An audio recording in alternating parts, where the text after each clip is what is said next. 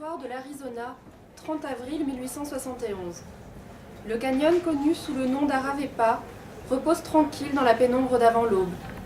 Dans le calme du petit matin, seuls se font entendre les chants des oiseaux et le clapotis de l'eau qui s'écoule vers la San Pedro toute proche.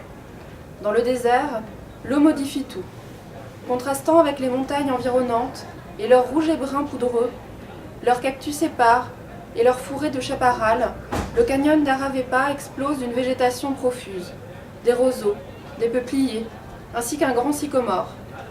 Éparpillées dans la végétation luxuriante qui borde les rives du ruisseau, se trouvent les habitations des Nés, ou Apaches, comme les appellent anglais et espagnols.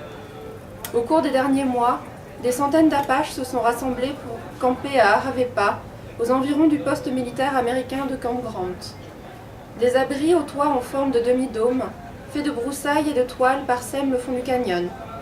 L'entrée de chaque Gowa, selon la terminologie née, est tournée vers l'est et le soleil qui va bientôt se lever. Brusquement, une troupe d'intrus émerge de l'ombre. En s'approchant, les nouveaux venus, certains à cheval et d'autres à pied, se parlent à l'oreille en espagnol. Quelques-uns vont prendre place sur les crêtes du canyon, là où l'érosion de crues périodiques de la rivière a sculpté des parois atteignant par endroits près de 6 mètres de haut. Les autres, dont un bon nombre serrent dans leurs mains des massues taillées dans le bois dense du mesquite local, rampent vers le fond du canyon. À mesure que le groupe progresse, les abris apaches se dessinent dans la semi-obscurité. Les assaillants se mettent à courir le long du ruisseau, s'arrêtant à chaque Gowa pour frapper à mort les adultes et pour capturer ou tuer tous les enfants qu'ils peuvent y trouver. Pour de nombreux nés assassinés dans leur sommeil, l'attaque n'aura duré qu'un instant. Mais une fois le calme matinal rompu par le bruit de la course effrénée, celui des massues qui craquent sur les os et l'hurlement des chiens apaches, certains nés, réveillés, s'enfuient terrorisés. Quelques-uns réussissent à escalader les falaises escarpées qui longent le canyon ou à se cacher dans les broussailles épaisses le long des rives. Mais de nombreux autres tombent victimes des hommes postés sur les rochers en surplomb qui leur tirent dessus avec leurs carabines Sharp et Spencer. Lorsque le soleil se lève sur les sommets déchiquetés à l'extrémité orientale du canyon d'Aravepa, ses rayons éclairent des grappes de cadavres de nez étendus le long du ruisseau. Une fois le camp abandonné et ses anciens habitants morts ou en fuite, les agresseurs mettent le feu à leurs biens et aux Gowa désertés avant de quitter les lieux. Un rapide décompte tenu par les attaquants, quelques kilomètres plus loin, révèle qu'aucun d'entre eux n'a été tué ou blessé au cours de l'attaque. En revanche, ils sont parvenus à faire 29 prisonniers apaches et à tuer 144 autres nés, pour la plupart des femmes et des enfants endormis, au cours d'un assaut qui aura duré à peine plus de 30 minutes. Ce livre traite de ce qui est à la fois le plus familier et le plus négligé des sujets de l'histoire américaine. La violence subie par les peuples indiens qui accompagnaient la colonisation de l'Amérique du Nord a fourni le matériau d'innombrables romans populaires, de spectacles sur l'Ouest sauvage, de films, de séries télé, sans parler du jeu que les enfants appellent les cow-boys et les Indiens. Mais paradoxalement, on ne l'a que trop souvent tenu pour un simple prologue, mis à l'écart du reste de l'histoire américaine en tant que préhistoire ou ethno-histoire, ou bien ramené à la simple histoire d'un vague conflit parmi d'autres. Il en résulte que la véritable ampleur de la rencontre violente avec les autochtones d'Amérique du Nord demeure ignorée encore aujourd'hui. De même, ses conséquences et ses influences restent inexplorées, en particulier en comparaison de la floraison d'études universitaires sur le nettoyage ethnique, le génocide et les autres manifestations de cet âge des extrêmes que le sort nous astreint à vivre.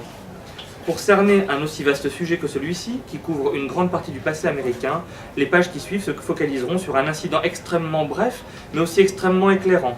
Le 30 avril 1871, une troupe réunissant anglo-américains, mexicains et indiens Tohono O'odham, au sud de l'Arizona, attaqua une réserve apache embryonnaire dans le canyon d'Aravepa, situé à quelques 90 km de Tucson, y tuant un grand nombre de femmes et d'enfants. Souvent appelé massacre de Camp Grant, d'après le poste militaire aux environs duquel il eut lieu, cet incident n'est ni le plus important, ni le plus célèbre de la vague de massacres qui frappèrent les Amérindiens dans les dernières décennies du XIXe siècle. Le douteux honneur de l'emporter dans cette catégorie reviendrait probablement au massacre de Bear River en 1863, au cours duquel on estime que 280 Shoshones du Nord furent tués, ou au massacre de Wounded Knee de 1890 où 250 Indiens Lakota furent exterminés par l'armée américaine équipée de mitrailleuses Hotchkiss. Le titre de ce livre est censé évoquer les défis sous-jacents que la violence lance à tous ceux qui tentent de la comprendre, ainsi que l'héritage qu'elle laisse. L'expression des ombres à l'aube rappelle l'instant où le groupe des assaillants en approche du canyon d'Aravalpa fit son apparition dans la faible lumière du petit matin le 30 avril 1871, un instant lourd de signification et encore indéterminé juste avant l'attaque, alors que d'autres choix restaient possibles et dont une réalité différente aurait pu émerger. De nombreux groupes vivant dans les territoires frontaliers organisent leurs raids pour qu'ils aient lieu à l'aube. C'est pourquoi la lumière incertaine du jour nouveau était le moment où l'on se devait d'être le plus vigilant, afin de déterminer si les ombres changeantes à l'horizon étaient une menace réelle ou le simple fruit de l'imagination. Le titre fait également allusion à la nature sombre et souvent fuyante de la vérité historique.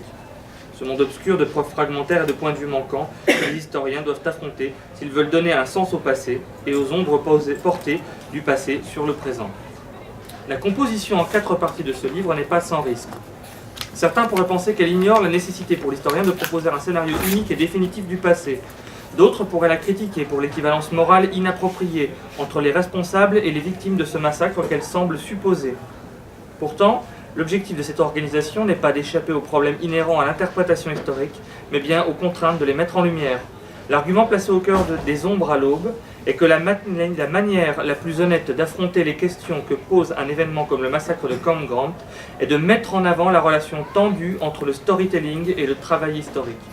Si une telle organisation exige davantage de l'historien, qui doit alors présenter les points de vue contradictoires de plusieurs groupes différents, elle exige aussi davantage des lecteurs. Au lieu de se laisser porter par le courant d'un récit univoque, on leur demande à présent de se confronter à un ensemble de discours interprétatifs différents. Bref, ils sont invités à devenir les participants actifs de ce comportement humain parmi les mieux partagés, trouver un sens à un passé inexplicable. Insaisissable, excusez-moi. On a dans cette introduction un des enjeux dont tu as déjà commencé à parler du livre. Il y a quelque chose aussi qui est assez saisissant dans cet ouvrage, Des ombres à l'aube, c'est qu'il est très bien écrit. Ce n'est pas un ouvrage aride, c'est une succession de récits et les différentes communautés sont présentées au cours d'un récit qui, au-delà d'être intéressant, est aussi passionnant presque littérairement. Oui, ça c'est une chose, à minima, à laquelle on essaie de s'attacher, bien entendu, c'est la qualité de l'écriture des ouvrages qu'on publie. Alors en l'occurrence, ce dont parle Carl Jacobi lorsqu'il parle du storytelling, c'est-à-dire en fait de la dramatisation de tout livre, même d'études, quoi qu'il en soit, dramatise bien souvent. Et la question est de savoir comment est-ce qu'on peut faire un récit qui soit à la fois élucidant et sans être arithmétique. C'est un petit peu la question, disons, que j'essaierai de poser. Et ce qu'il se propose de tenter de faire, c'est d'écrire des récits en quelque sorte à la manière d'eux, c'est-à-dire qu'il s'immerge dans les mondes apaches, mexicains, américains, tels qu'il a pu les comprendre, et il fait un récit depuis leur perspective, ce qui nous fait rentrer, et on retrouve là ce dont je parlais tout à l'heure, c'est-à-dire la grande mythologie du western. On est quand même à Tucson en 1871, c'est-à-dire qu'on va rentrer dans la poussière des rues de la ville à un certain moment, qu'on va rentrer dans... alors, il y a des choses qui sont extrêmement...